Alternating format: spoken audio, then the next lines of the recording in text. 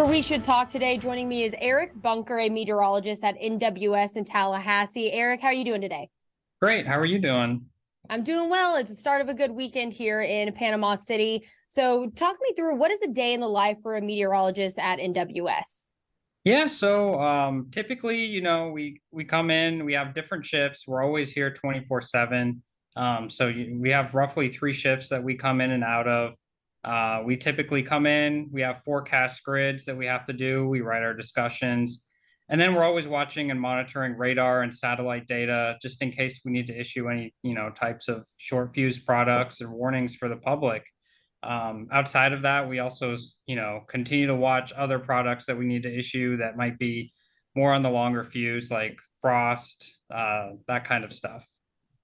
Right. Well, it definitely seems like you have a lot of science going on in that building for the National Weather Service. Lately, I feel like every time I go outside for sunset, the clouds start rolling in. It'll start raining right around that evening time. Can you explain why that happens? Yeah, so during the summertime, which, we're kind of getting into our sea breeze season here, we typically start to have a little bit more moisture. We're right along the Gulf Coast. So a lot of that moisture surges up into our area. And right around peak heating time in the afternoon and evening hours, we end up getting a lot of thunderstorms across the area. And that can sometimes ruin your daily, sunset photos that you might want. But fortunately, this weekend it's going to be quite dry, so you'll have plenty of opportunities to get some great sunset photos for your Memorial Day weekend.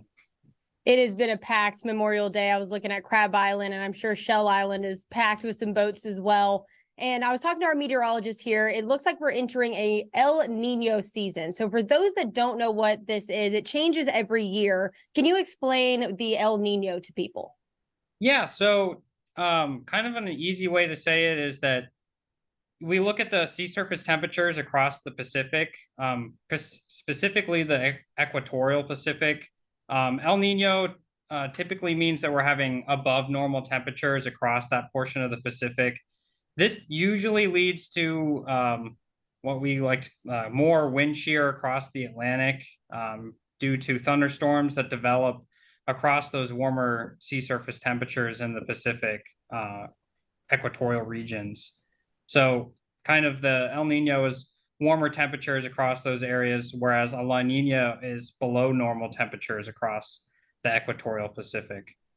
And how does that affect us here in the Panhandle? Is that more rain, or what does that mean getting into the tropical season? So getting into the tropical season, it could mean potentially more rain, especially during our winter season. Expect a more rainy and cooler winter season. Overall, though, for the rainfall for the summer, look to be more average.